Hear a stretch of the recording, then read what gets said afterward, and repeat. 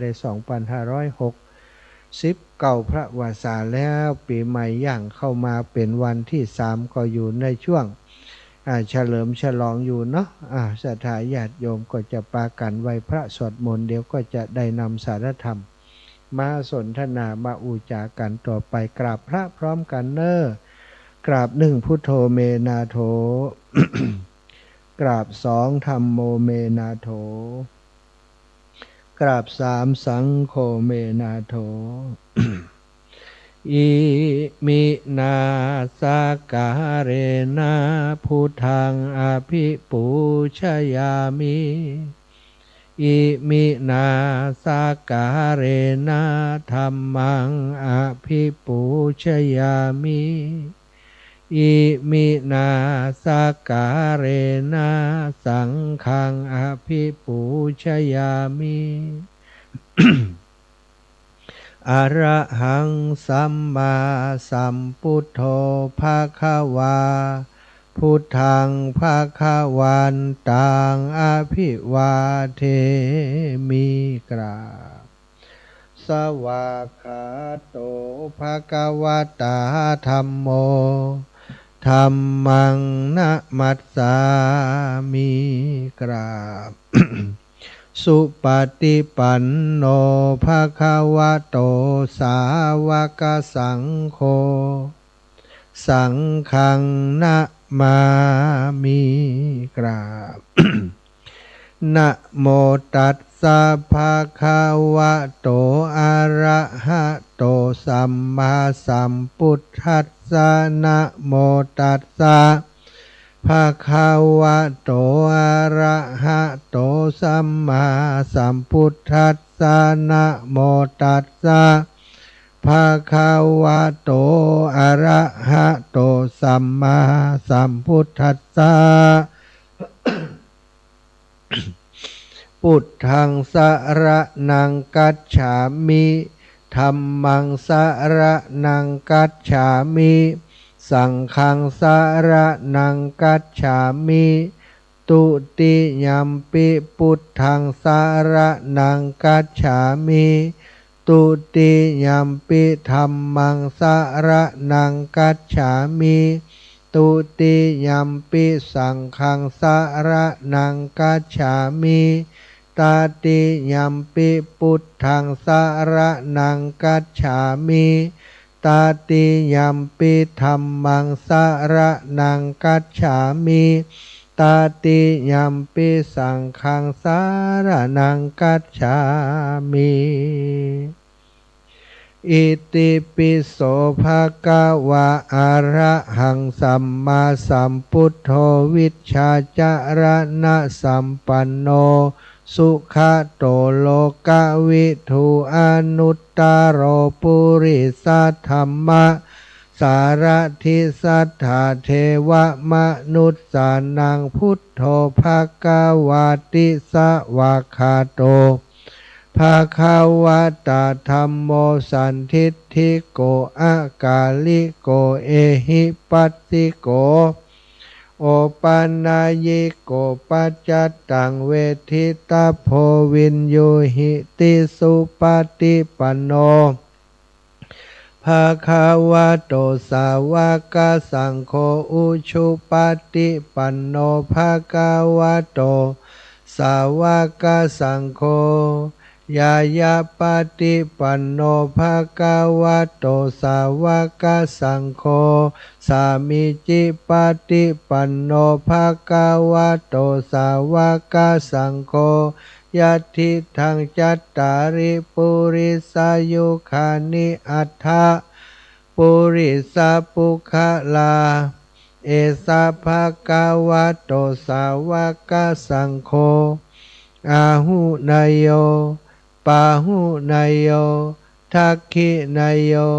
อัญชลิกะระนิโยอนุตตรัง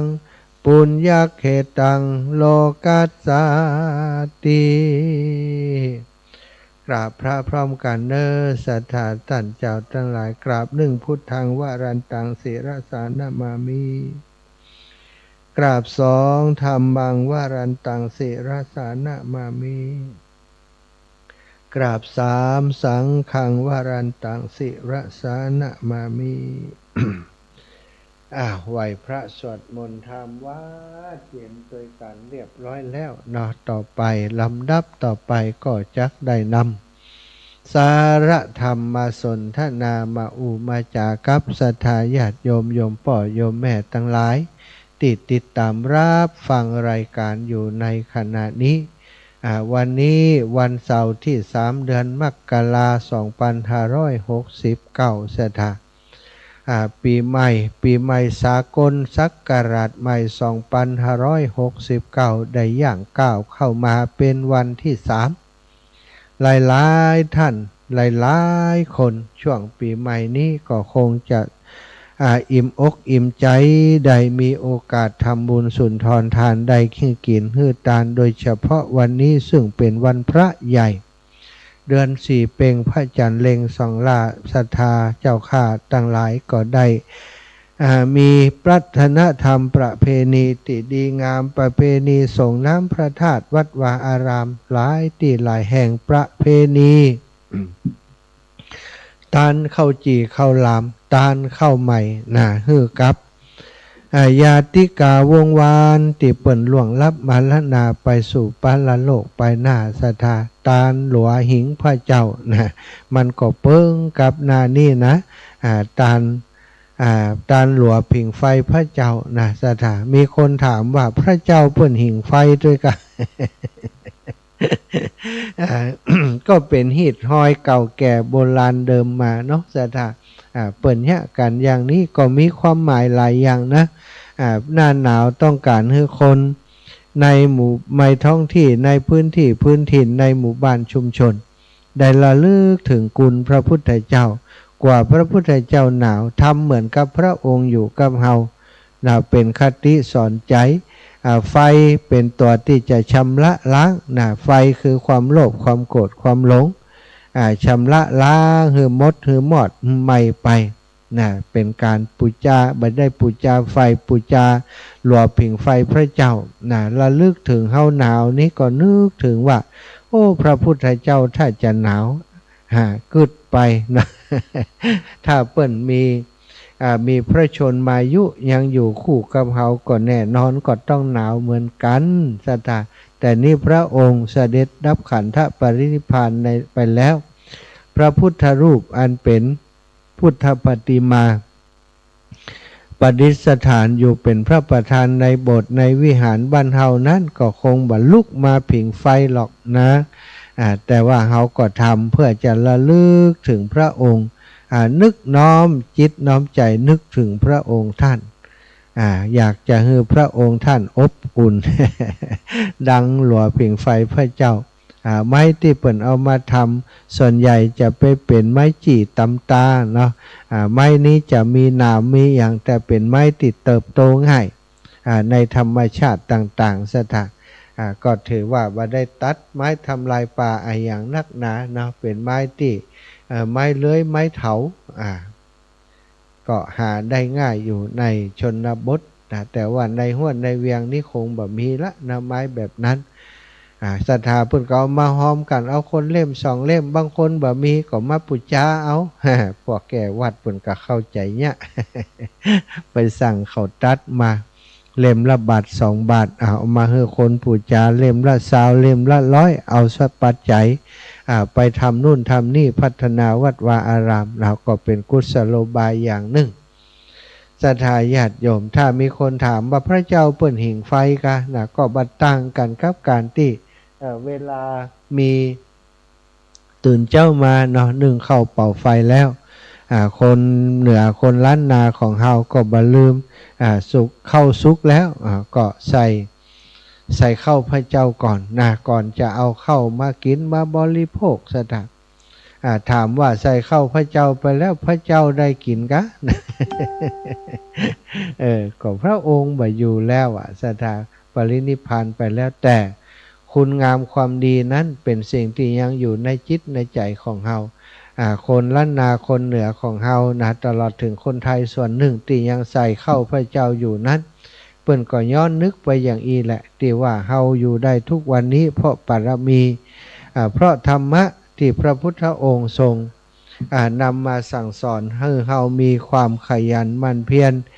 มีความสามารถดำรงชีวิตอยู่ในโลกในยุคสมัยที่มีการเปลี่ยนแปลงมีความทุกข์โศกมีโรคมีภัยต่างๆก็ระลึกถึงคำสอนของพระองค์เหมือนกับพระองค์ได้อยู่กับเฮานะเพราะฉะนั้นเมื่ออยู่กับเฮาก็จะต้องเมื่อเฮาจะกินข้าวพระองค์ก็จะต้องฉันเหมือนกัน เอาเข้าไปใส่เข้าพระเจ้ายามเจ้าเป็นวัดปฏิบัติที่ได้ทำทุกวันได้ใส่เข้าไปเอาเข้าที่ใส่เข้าพระเจ้ามาเอามาแจ่น้ำเอาไปฮื้อไก่ฮื้อนกกินต่อไปนะศรัทธาญาติโยมบางเตื้อก็โอ้บเหลือแล้วแมงอย่างมัวเอาไป ก่อนเหมือนนกกระหนูนั่นนะเอาไปเสร็จแล้วเปลี่ยนน้ำพระเจ้าทุกวันทำเหมือนกับว่าพระองค์ยังมีพระชนอยู่กับเฮานะอันนี้ก็ได้บุญได้กุศลเป็นกุศโลบายเป็นเหตุที่จะทำให้เกิดบุญเกิดกุศลซะทักคิดดีพูดดีทำดีสิ่งอย่างที่เป็นความดีการระลึกถึงคุณผู้มีพระคุณต่อเฮาแล้วก็ทำสิ่งตอบแทนเป็นประการใดก็ตามถือว่าเป็นกุศโลบายให้เกิดบุญเกิดกุศลใส่เข้าพระเจ้าเรียบร้อยนะก็กับข้าวกับป่าเอาเข้าไว้ให้ป่อให้แม่ใส่กองไว้ต่างหากเข้าป่อเข้าแม่ส่วนใหญ่นั้นเปิ่นจะบ่เอาเข้าเก่านะเข้าเหนียวนี่บ่เอาให้ป่อให้แม่เปิ่นก็จะเอาเข้าดีๆเหมือนกับเข้าที่ใส่พระเจ้าเหมือนกันนะอันนี้ก็คือผู้มีบุญคุณต่อเฮาอย่างตาลข้าวจีข้าวหลามเนี่ยหน้านี้ฤดูนี้นะศรัทธาญาติโยมหิงไฟไปด้วยเนาะแปลงข้าวจีข้าวหลามไปด้วยจีข้าวนะเผาข้าวหลามนะเฮากินลำเฮากินอร่อยก็นึกถึงคนที่เฮาเคารพนับถือพระพุทธเจ้าพระสังฆเจ้า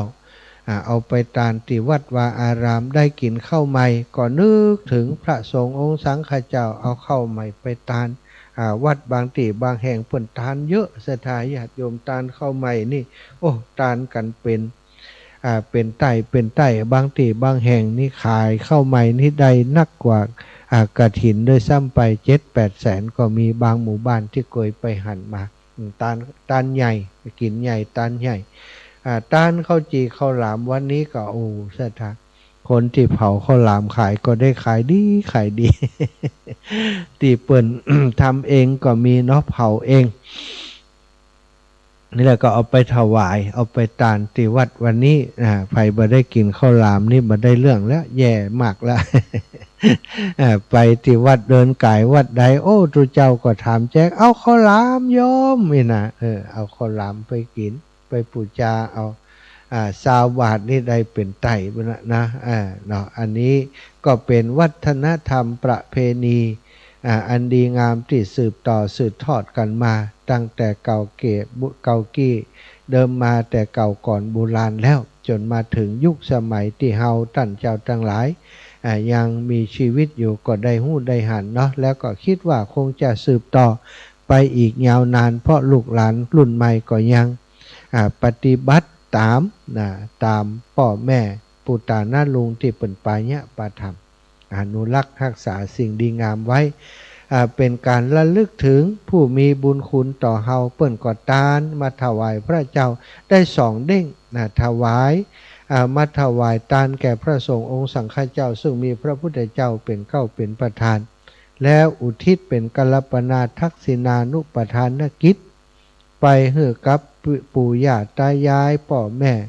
ที่เปิ้นล่วงลับมรณาไปสู่ปรโลกไปนาให้เปิ้นได้2 หู้เล็งหันโดยยานวิถีได้ก็ตามโอ้หันลูกหันหลานกตัญญูบ่ลืมบุญคุณผู้เป็นปิตามารดาผู้เป็นปู่ย่าตายายที่มอบทรัพย์สมบัติมาให้ก่อนที่จะมีเรือกสวนไร่นาบ่ก่อนเป็นป่าเป็นดงรกลุงลังอุบไปหมดคนสมัยก่อนมาเพ่วมาถางแบ่งที่แบ่งตังกันทำมาหากินเลี้ยงตนเลี้ยงตัวมาเลี้ยงลูกเลี้ยงเต้าเลี้ยงลูกเลี้ยงหลานมา สืบต่อกันมาจากรุ่นสู่รุ่นจากรุ่นสู่รุ่นจนมาถึงยุคสมัยของเฮาก็ได้รับสืบต่อจากผู้เป็นพ่อเป็นแม่ผู้เป็นปู่ย่าตายายมาสถานเฮาก็ได้มาทำอยู่เฮ็ดกินมาปลูกข้าวมาทำไร่ทำนาได้เข้าได้ป่ามาได้กินได้บริโภคใหญ่หน้ากาบานใหญ่โตมาเลี้ยงลูกเลี้ยงหลานมาโดยความสุขสำราญเฮาบ่ได้กลับไปบกอย่างป่ออย่างแม่สมัยก่อนเปิ้นแปลงเปิ้นไปเปิ้นแปลงไว้ให้เฮาแล้วเฮาก็แค่ได้มาสืบต่อเมื่อสืบต่อขี้ติ้นขี้มือของเปิ้นเมื่อเฮาได้อยู่ได้กินก็นึกถึงบุญคุณของเปิ้นนี่ซะท่ายามได้กินข้าวหลามก็ต้านข้าวหลามยามได้กินข้าวจีก็ต้านข้าวจีน้ำได้กินข้าวใหม่ก็ต้านข้าวใหม่กินไอ้อย่างใหม่ๆก็ต้านคือต้านกับพระสงฆ์องค์สังฆเจ้าผู้มีศีลอุทิศไปให้พ่อแม่พี่น้องญาติโกโหติกาญาติวงวานของเฮาตลอดถึงเทวบุตรเทวดาที่มีอิทธิฤทธิต่างๆที่เฮาเคารพนับถือก็ทำบุญอุทิศไปให้เปิ้นจึงเป็นฮีตเป็นหอยประเพณีตานข้าวจีข้าวหลามบางวัดบางวาก็อย่างที่ว่าไปนอกจากตานข้าวจีข้าวหลามนี้แล้วเปิ้นก็มีประเพณีส่งน้ำส่งน้ำธาตุส่งน้ำธาตุส่งน้ำพระธาตุเจดีย์พระธาตุเปิ้นก็ถือว่าเป็นพระบรมสารีริกธาตุของพระพุทธเจ้าที่ประดิษฐานอยู่ที่เจดีย์ในวัดวาอารามหรือว่าในม่อนดอยที่เปิ้นได้สร้างธาตุพระธาตุสร้างธาตุเจดีย์ไว้บรรจุพระบรมสารีริกธาตุพระอรหันตธาตุของพระอรหันตเจ้าทั้งหลายสถานี่ก็มีหลายวัดหลายวาที่หู้จักเนาะวัดท่านอาจารย์เสน่ห์กาหลงก็ทราบว่ามีการส่งน้ำพระธาตุวันนี้วัดของโยมแม่วัดบรรลุกโยมแม่สวัสดิ์โยมแม่สวัสดิ์บรรลุกก็มีส่งน้ำพระธาตุวันนี้แล้วก็อีกหลายวัดหลายวาเนาะศรัทธาญาติโยมศรัทธาอู้กันไปกันมาปาไว้พระสวดมนต์ก็เรียบร้อยไปแล้วเนาะตะกี้นะอันนี้ก็เป็นที่มาที่ไปของเรื่องราวของวันนี้ศรัทธาตอนนี้ก็มาอู้ถึงเรื่องของเรื่องราวที่จะเกิดขึ้นที่วัดโสภณารามในวันพรุ่งนี้การสร้างธาตุเจดีย์ที่จะสร้างที่วัดโสภณารามนี้เป็นการบูรณะปฏิสังขรณ์ซึ่งมีพระธาตุเจดีย์อยู่แล้วแต่ว่าชำรุดทรุดโทรมจากภาวะต่างๆหลายอย่างเนาะธรรมชาติแผ่นดินไหว2-3 รอบก็ทำให้เจดีย์ฐานเจดีย์องค์เจดีย์ได้แตกแล้วก็มีต้นไม้ขึ้นไปบนเจดีย์ซ่อนใส่เข้าไปในฐานเจดีย์เข้าไปในตัวองค์เจดีย์ทำให้แตกหลายจุดดูแล้วบ่สามารถจะซ่อมแซมโดยการที่อบปูนใหม่หรือเนี่ยอย่างใหม่นี่แค่เล็กๆน้อยๆนี่บ่ได้จำเป็นจะต้องมีการบูรณะปฏิสังขรณ์เป็นการใหญ่ทางครูบาอาจารย์ท่านพระครูศรีพัฒนกิจก็ได้ปรึกษาหารือกับศรัทธาญาติโยมที่บ้านห้วยงูในวัดโสภณารามนี้ว่าจะมีการบูรณะปฏิสังขรณ์ให้ดีกว่าเดิมให้ใหญ่กว่าเดิมก็คือต้องสร้างองค์ใหม่ครอบองค์เก่าที่มีอยู่แล้ว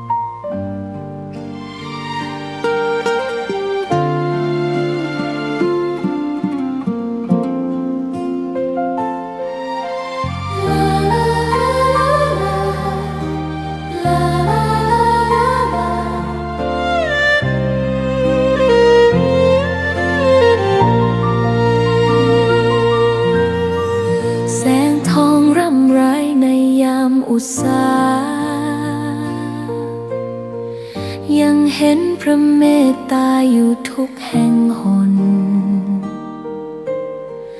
น้ำพระทัยฉโลมใจคน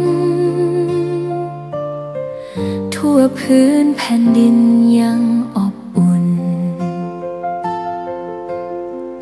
รอยยิ้มพระพักตร์ยังส่องแสงในดวงใจไทยไม่ลืมเสียงสายลมแผ่วเบาเหมือนเอ่ยคำปลอบว่าพระองค์ยังอยู่ใกล้ขอกราบแทบบาทด้วยรักนิรันดร์น้ำตาหลั่งพลันจากใจคนไทยแม้เสด็จสู่ฟ้าไกลแต่พระหฤทัยอยู่ในแผ่นดินนี้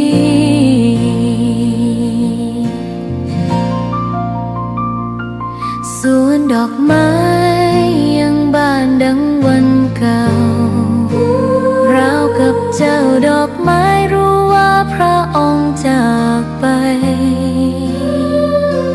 แต่กลิ่นหอมยังพัดผ่านใจให้ระลึกถึงพระเมตตาแผ่นดินนี้ยังส่องสว่างด้วยพระคุณอันยิ่งใหญ่ขอเดินตามรอยเท้าแห่งพระแม่ไปด้วยศรัทธาไม่เสื่อมคลายขอกราบแทบบาทด้วยรักนิรันดร์น้ำตาหลั่งพลันจากใจคนแล้วเหรอนี่มาแล้วครับอ๋อโอเคเมื่อกี้มันทำไมหลุดเองโดนสายมันหรือเปล่าเหรอไม่น่าจะโดนสายแล่นอะสายแล่นต้องหัวเนี่ยโดนสายหรือเปล่าโดนตรงนี้เหรออาจารย์ไม่ได้ขยับจะไม่ได้การนั่งเฉยๆนิ่งๆอ๋อโอเคตอนนี้มาแล้วเนาะขึ้นแล้วแสดงว่ามาแล้วอ้าวศรัทธาญาติโยมต่อตะกี้มีปัญหาสัญญาณหายโอ้เจนี่นั่งท่าคอยฟังอยู่เนาะคอยฟังอยู่สัญญาณมันลุดไปเจก็แจ้งมาเอาละต่อไปนี้จะอู้เรื่องการสร้างเจดีย์มีอานิสงส์อย่างใดพ้องนะแต่ก่อนอื่นต้องบอกว่ามีอานิสงส์มหาศาลอย่างใดก็เพราะว่าช่วยให้เกิดเฮานี่ถ้าหากเกิดใหม่ตายไปแล้วเกิดอยู่บนสวรรค์ไตรทิพยสถานวิมานแมนอยู่สุขสบายบนสวรรค์เมื่อเกิดมาก็จะได้เกิดในตระกูลสูงกับตระกูลของราชามหากษัตริย์พราหมณ์มหาศาลเศรษฐีหรือว่าครอบครัวคหบดีที่ผู้รักผู้ใหญ่ในสังคมเป็นผู้ที่มีรูปร่างงดงามสมส่วนสุขภาพแข็งแรงมีทรัพย์สินมีบริวารมากมายฉลาดปราดเปรื่องแล้วก็เป็นเหตุให้ได้ไปเกิดในสวรรค์รวมถึงเป็นปัจจัยสำคัญในการบรรลุธรรมและพระนิพพานในที่สุดเพราะถือเป็นการปูชาพระรัตนตรัยอย่างสูงสุดทำให้มีปุญญาบารมีเข้มแข็งส่งผลข้ามภพข้ามชาติอันนี้คือบุญของอานิสงส์ของการสร้างธาตุทางเจดีย์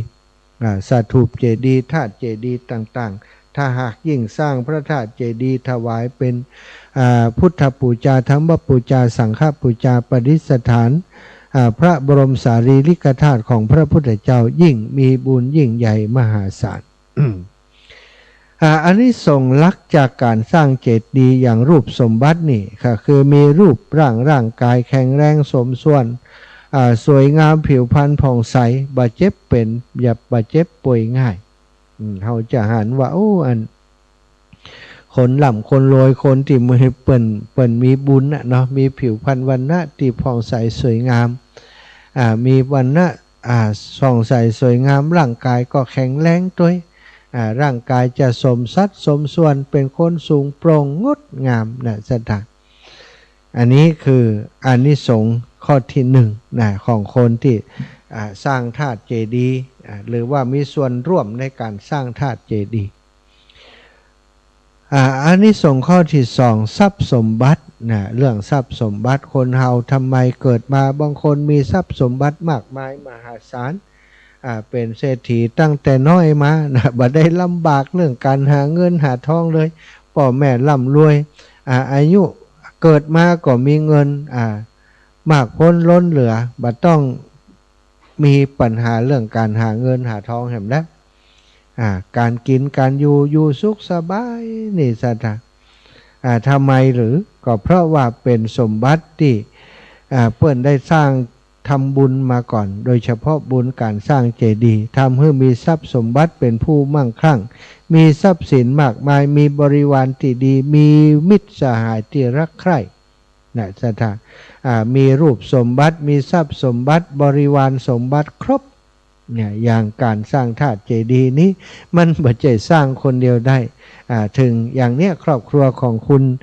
แม่จันฟองกิ่วแก้วเปิ่นมาเป็นเจ้าภาพสร้างก็ส่วนหนึ่งก็จะมีศรัทธาญาติโยมคลื่นสีขาวของเฮานี้ได้ร่วมบุญร่วมกุศลสนับสนุนการสร้างต่างๆร่วมด้วยช่วยกันด้วยอันนี้ก็ถือว่าเปิ้นที่สร้างนี้เปิ้นก็มีทรัพย์สมบัติมาก่อนแล้วมาเติมเข้าไปแหมนะเติมบุญเติมกุศลเข้าไปแหมก็คงแบบแปลกใจทำไมเปิ้นเป็นผู้ที่มั่งคั่งรวยแล้วรวยอีกรวยแล้วรวยอีกนะทำบุญอย่างนี้ทำให้เป็นผู้มั่งคั่งมีทรัพย์สินมากมายมีบริวารที่ดีคอยรับใช้ดูแลมีมิตรสหายที่ดีอยู่เคียงข้างแล้วก็ข้อที่สามอานิสงส์ทางธาตุเจดีย์มีสติปัญญาเฉลียวฉลาดเฉลียวฉลาดเป็นคนที่เก่งเรียนหนังสือเก่งทำกิจกรรมการงานอย่างก็เข้าใจการงานที่กระทำนั้นเป็นผู้เฉลียวฉลาดมีไหวพริบดีในการทำงานในการประกอบอาชีพต่างๆทั้งเป็นผู้ที่มีวาจาไพเราะเป็นผู้มีบุคลิกภาพงดงามน่าศรัทธาเลื่อมใสอันนี้เป็นคุณสมบัติของคนที่เปิ้นทำบุญด้านการสร้างธาตุเจดีย์ต่อมาข้อที่สี่สวรรค์สมบัติสวรรค์สมบัตินี้จะได้ต่อเมื่อตายไปแล้วย่อมไปเกิดในสุขติโลกสวรรค์เสวยทิพย์สมบัติทิพย์ในทิพย์วิมานซึ่งเฮาท่านทั้งหลายได้มีความเชื่อทางพระพุทธศาสนามาเมินนานแล้วว่าคนทำดีย่อมได้ดีคนทำดีย่อมไปสวรรค์คนทำชั่วย่อมได้ชั่วคนทำชั่วย่อมไปสู่นรกอบายอเวจีต่างๆตามคติวิสัยของตนสวรรค์ในเบื้องต้นก็ปัญจันสวรรค์สวรรค์ภูมิเทวดาอากาศเทวดาไปจนถึงเทวดาชั้นต่างๆจันดาวดึงจันดุสิตจันยมมาจันพรหมพระมหาพรหมต่างๆก็ว่ากันตามบุญที่เพิ่นสร้างสมอบรมเป็นสวรรค์สมบัติที่จะได้ในเบื้องหน้าหลังจากที่ละสังขารตายจากโลกนี้ไปตายไปย้อนหมดอายุสังขารคุณงามความดีก็จะติดตามลามโดยให้ไปเสวยสุขในทิพย์วิมานต่อต่อมาข้อที่ห้าอันนี้คือสิ่งที่เป็นสุดยอดของอานิสงส์ก็คือนิพพานสมบัตินิพพานสมบัตินี้เป็นหนทางสู่การบรรลุธรรมของพระอรหันต์ทั้งหลายนิพพานที่จะเกิดขึ้นทั้งในชาตินี้และในชาติหน้าเราจะสังเกตแล้วก็ได้ฟังจากเรื่องเล่าทางพุทธประวัติเรื่องราวพุทธประวัติของพระสาวกทั้งหลายหลายรูปหลายองค์ที่มีตาทิพย์หูทิพย์อดีตก่อนได้ทำอย่างพระอนุรุทธะนี่สมัยก่อนนี้ ได้เป็นชายที่ยากจนได้ร่วมเปิ่นหารเปิ่นสร้างธาตุเจดีย์ได้บริจาคทรัพย์สินที่ตัวเองมีอยู่ได้ไปร่วมเปิ่นสร้างธาตุเจดีย์ได้ปวารณาตัวรับใช้ปฏิบัติปัดปู่ดูแลธาตุเจดีย์พระธาตุเจดีย์ที่บรรจุพระบรมสารีริกธาตุของพระพุทธเจ้าตลอดชีวิตพร้อมกับครอบครัวลูกหลานทุกคนปรากฏว่าเปิ้นได้เสวยที่ประสมบัติในสวรรค์เมื่อละสังขารจากโลกนั้นไปแล้วก็เกิดเป็นราชามหากษัตริย์เป็นพระเจ้าจักรพรรดิเป็นเศรษฐีมหาเศรษฐีนับจาดบัดถ้วนจนจาดสุดท้ายเกิดมาในสมัยพุทธกาลได้เป็นสาวกของพระพุทธเจ้าผู้มีดวงตาเป็นผู้มีเลิศกว่าภิกษุทั้งหลายที่มีตาทิพย์ยกเว้นพระพุทธเจ้าแล้วท่านนี้จะเป็นผู้ที่มีตาทิพย์จักษุทิพย์ดีกว่าพระสาวกทุกรูปทุกองค์แม้กระทั่งพระอัครสาวกก็สู้ตันบ่ได้ถ้านับในด้านจักษุทิพย์แต่ได้นับในด้านปัญญาก็สู้พระอัครสาวกบ่ได้สาธานี่เป็นเหตุให้ได้นิพพานสมบัติก็เท่ากับว่าการสร้างธาตุเจดีย์ปูจาพระรัตนตรัยแก้วเจ้า3ประการ มีรูปสมบัติมีทรัพย์สมบัติมีคุณสมบัติมีสวรรค์สมบัติแล้วสุดท้ายก็ได้ถึงนิพพานสมบัติศรัทธาญาติโยมตัวอย่างบุญที่เกี่ยวกับการสร้างเจดีย์อย่างเช่นก่อเจดีย์ทรายก่อเจดีย์ทรายระลึกถึงพระพุทธพระธรรมพระสงฆ์ก่อเจดีย์ทรายเป็นที่สักการะบูชามีอานิสงส์บัดตกนรกหลายร้อยชาติเกิดเป็นมนุษย์จะมียศถาบรรดาศักดิ์ ตกแต่งเจดีย์ด้วยกระจกสีร่างกายจะมีรัศมีสว่างไสวมีสง่าราศีผ่องใสอยู่ตลอดเวลาถวายผ้าห่มผ้าครองเจดีย์ผ้าห่มเจดีย์จะทำให้เป็นผู้มีจิตใจสงบขึ้นมีเนกขัมมะปารามีแล้วก็ส่งน้ำพระธาตุใจจะสะอาดสดชื่นสุขภาพจะดีสร้างเจดีย์บรรจุพระบรมธาตุชีวิตจะมั่นคงสุขสมปรารถนาได้มรรคผลนิพพานเร็วขึ้นฉะนั้นการทำบุญนี้จึงเป็นบุญใหญ่ที่ส่งผลแรงและติดต่อยืนยาวนานเป็นการสร้างบุญญาบารมีที่ทำให้ชีวิตบริบูรณ์ในทุกด้านและเป็นพื้นฐานสำคัญในการเข้าถึงพระนิพพานหรือว่าความหลุดพ้นในที่สุด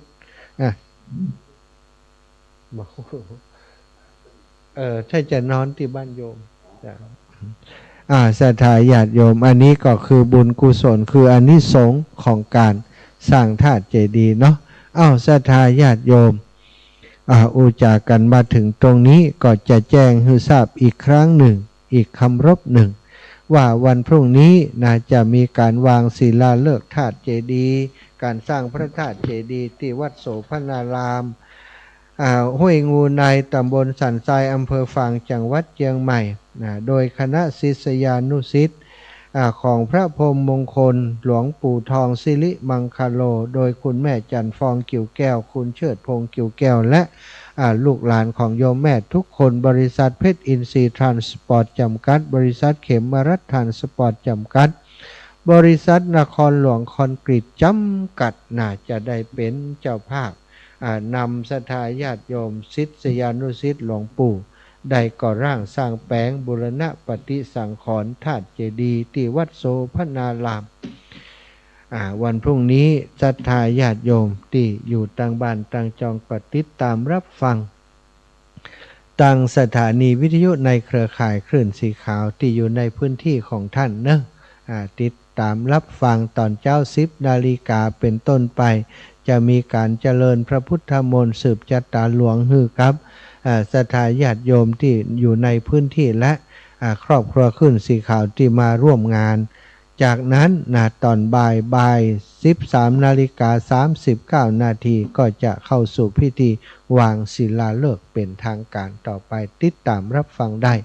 ทางสถานีวิทยุในเครือข่ายคลื่นสีขาวเพื่อชาวประชาเนาะ เอาละศรัทธาตอนนี้ก็ได้เวลาที่จะปันให้ศรัทธาญาติโยมอีป่อยอีแม่อยู่ต่างบ้านต่างจองได้โทรเข้ามาในมาอู่มาจากกันเนาะ0848441730อ้าวโทรกันมาได้โทรมาอู่มาจารายงานผลการรับฟังกันณบัดนี้ศรัทธาญาติโยมตอนนี้อากาศหนาวไหมคะหนาวสิคะหนาวเนาะกำลังเข้าสู่ช่วงนี้นะก็ทางกรมอุตุนิยมวิทยาพยากรณ์อากาศว่าต้นปีทำให้ทั่วประเทศไทยของเราอากาศเย็นลงก็ดีใจกับคนที่ประกอบธุรกิจท่องเที่ยวเนอะทำให้ได้อากาศเย็นนี้ทำให้ได้มาแอวเนาะในภาคเหนือนะได้มาสัมผัสอากาศที่หนาวเย็นได้มาสัมผัสกับหิมะ เหมยขาบเนาะบนดอยอินทนนท์ในสถานที่หลายแห่งสถานที่สถานอีป่อยอีแม่ได้ไปแอวไปแวะนะ0417308088441173มาแล้วหนึ่งสายสายนี่จากที่ไหนตั้งได้จ้าโอ้เจ้าโฮมก็ได้ยินกันตอนนี้เจ้าชัดเจนดีเจ้าชัดเจนจากของวัดไฟหินเลยก็นี่เจ้าวัดไฟหินนี่ไปไกลตะเนาะไปถึงเจ้าโฮมนะแม่ฟังอยู่ตลอดนะเจ้าฟังของพระมหาสมชาติอายุมันยืนยาวอยู่ดีมีสุขตลอดปีเก่าหน่อยเจ้าเอาปอนนั่นคืนให้อีแม่เนอะอีแม่ก็เป็นอย่างเดียวกันเนอะให้แม่ละยังเจ้ายังมีเวลาเดินทางติ๊กๆอีน้องให้หลานกุ้งอยู่เชียงใหม่รัฐวานอันมูดเขียวนะมีก็ฮะน้ำสกุลมูดเขียวน้องพัชรานมูดเขียวน้ำสกุลมูดเขียวโอนไปให้แล้วแม่อีนะโอนมาแล้วอีน้องมาทำงานอยู่เชียงใหม่แม่โทรบอกโอนไปหาเดี๋ยวอันเอากระเบี้ยง2 แผ่นแล้วขอปฏิทินเนี่ยเนาะเจ้าได้เป็น250อีนะเจ้าได้เดี๋ยวจะส่งให้แม่ใครหันนะอีแม่ปีนี้มได้หันหน้านะเพราะว่ารูปในปฏิทินเป็นรูปอันเครื่องครัวสืบชะตาเดี๋ยวเขาจะหาภาพอันที่เปิ่นทำปีก่อนแม่ดวงตานั่นแหละเหมือนเดี๋ยวจะอันหาอันที่นั่นส่งไปให้แม่เนอะสาธุจะเอาภาพส่งไปให้ตัวสาธุค่ะหาช่วงมันยุมันยืนยาวอยู่ดีไม่ชุกตลอดเลยเจ้าสาธุเจ้าแม่ปีแปดเราเนี่ย3 ข้างเนาะสบายดูได้เจ้าบุญรักษาเอาเจริญปอนแม่อมรไปสาท่านพระมหาเดี๋ยวนี้อยู่ปุ่นอยู่เมืองฝางแล้วอยู่วัดห้วยงูในวัดโสภณารามเมืองฝางนี่เหรอใจแล้วอันที่สถานีลำปางนี่มันได้เปิดตัวเนาะสถานีลำปางนี่ยังไม่ได้เปิดแต่อีแม่วันนี้ทดลองออกอากาศแป๊บหนึ่งเพื่อจะเช็คสัญญาณว่าโอเคก่อนเนาะตอนนี้วันนั้นที่วันที่15นั้นท่านจะเข้ามาแล้วจะเลยอันอย่างเข้ากรรมด้วยก็เจ้าเข้ากรรมนี่ทำได้เข้าแต่มาฮื้อกำลังใจครูบาอาจารย์ไปแอวไปร่วมทำบุญตัวได้อยู่งานมีหลายอยู่จ้ะแม่สักคืนนึงกันได้อยู่ป่ะมันใจดูอันแม่นั่นมันแม่เมยเพิ่นก็ฝากซื้อปฏิทิน2 อันได้จะแวะไปหาแม่เด้อเจ้าสาธุได้มาเข้ากรรมตัวเข้ากรรมนี่ไทยจะมันมากับศรัทธาญาติโยม13ตู้ก่อนน่ะเขามาตัวเนาะแม่เนาะวันที่จะไปพูดนะใช่วันที่15เนี่ยแล้วก็เพิ่นก็คือเพิ่นปีก่อนค่ะนั่นน่ะแล้วก็คนที่มาตัวเฮาแหมรถคนที่นั่งรถมาตัวเนี่ยต้องไปส่งเขาแหมอยู่แต่จะหาทางมาเนาะหาทางมาอาจจะวันใดวันหนึ่งนะเนาะสาธุนะเตรียมอย่างว่านั่นสาธุเจ้าแม่เจ้าสาธุเจ้า แม่อมรบ้านทาดอยข้างลำปูนนี่ก็ตีต่อไปมาหากันตลอดขอบคุณอีแม่เป็นอย่างสูงเนอะตะกี้ไผ่ตูดได้ครับแม่แก้วกันทะวังควงเป้าสองสายไปได้ครับแม่ย่าแก้วกันทะวังกับป่ออุ้ยนะกันทะวังนะอยู่ก่อโทรมาแห่ไม่อีแม่แก้วกันทะวังโทรมามาจากกันได้เนาะนะแต่เจริญพรแม่ย่าฟังอยู่เนอะเขาแต่งหอมือใหญ่ผมเด้อได้กะวันหน้ากดไปเก็บเอาเนาะเจ้าแล้วพร้อมถึงครอบครัวเด้อฟ้องถึงครอบครัวแม่แก้วกันทวังและครอบครัวสัก100เนาะ200200แม่แก้วกันทวัง200พร้อมลูกหลานกูโคนนั่นเด้อแก้ว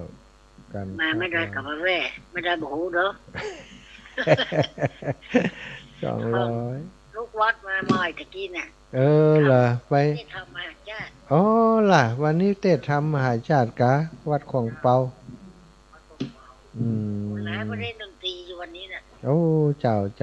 ปล่อยจุ้ยดีกะปล่อยกระเพี้ยนมานี่เจ้าเปิดแปลวเข้ามาพอดีเปิดเสียงขึ้นออกรอบ2เจ้ารอบ2สบายดีเนาะสาธุสบายดีแม่ย่าบุญรักษายาเน้อปอดด้วยเนาะสาธุโยมปอโยมแม่สาธุพี่น้องน้ำรัดจอมตองเตเนอร์ถ้าฟังรายการอยู่ระลึกถึงกันเสมอลูกหลานแม่ดวงดีนานรัตะบ่เคยลืมกันมีโอกาสก็จะแวะไปที่บ้านอีแม่ระลึกถึงอีแม่เนาะแม่ดวงดีนารัตะเมื่อก่อนนี้ถ้ายังมีชีวิตอยู่ก็โทรมาแล้วนี่ป่านนี้เนาะพี่น้องที่อยู่น้ำรัดจอมตองก็ฟังกันเยอะเนาะแม่อันนี้แม่แก้วกันทะวังเนาะแม่อ่อนอุ่นใจนะแม่ละอ่อนอุ่นใจก็อยู่จอมตองเหมือนกันนะฟังอยู่ก็จ้าถ้าจะฟังอยู่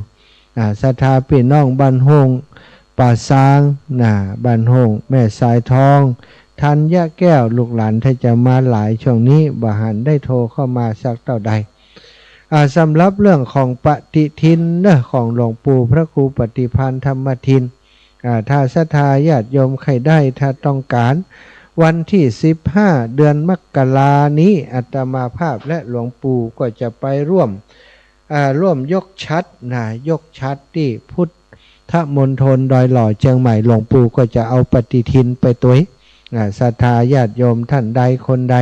อยากจะได้ปฏิทินที่หลวงปู่ก็เรียนเชิญเจริญพรแจ้งมาได้เนาะแล้วก็ศรัทธาบางส่วนอีแม่ใครได้ที่มีรูปพระหลายๆนั่นนะอาจารย์อีกถ้าจะได้จำเป็นเนาะได้แปลงคือละเจริญพรแม่ฟังอยู่นาตวาหันโทรมากำได้โทรกลับแม่โทรไปล่ำนะเนี่ยโทรอยู่ตะกี้ก็โทรติดแล้วกำแล้วเหรอฟังเขาโทรนะม่วนดีม่วนดีกะแล้วอันอีแม่เสารถเป็นได้ห้องแม่เสาวันแม่สบายได้14วันไม่ได้หามกันเอาปฏิทินไปคือแม่เสาบัดได้เข้าไปหาแม่เสาแม่สบาย